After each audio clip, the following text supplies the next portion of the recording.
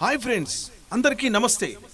ఈరోజు మనం 6వ తరగతిలోని 21వ పాఠమైన తెలంగాణలో పచ్చదనం గురించి తెలుసుకునే ప్రయత్నం చేద్దాం.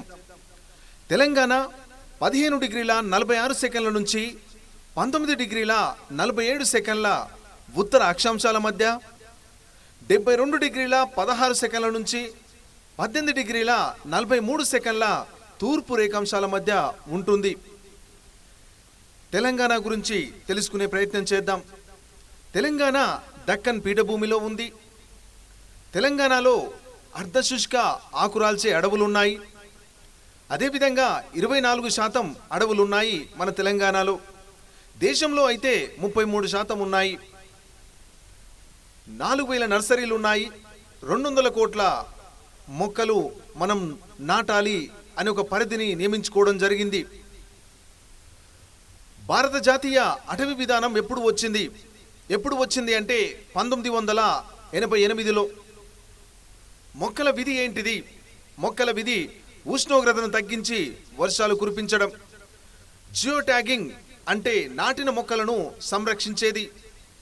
టీగ్రాఫ్ అంటే మొక్కలను సరఫరా చేసే సంస్థ. వనజీవి రామయ్య గురించి తెలుసుకునే ప్రయత్నం చేద్దాం. వనజీవి రామయ్య అసలు పేరు దరిపెల్లి రామయ్య.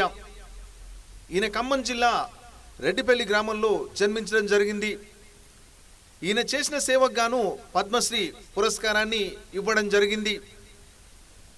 జాదవ్ మొలాయ్ యయంగ్ ఈయనకిచ్చిన బిరుదు భారత ఫారెస్ట్ మ్యాన్. ఈయన అస్సాంలో జోర్హాట్ ప్రాంతంలో జన్మించడం జరిగింది. 1979లో బ్రహ్మపుత్ర నది ఒడ్డున 1360 ఎకరాల అడవిని ఈయన నాటాడు.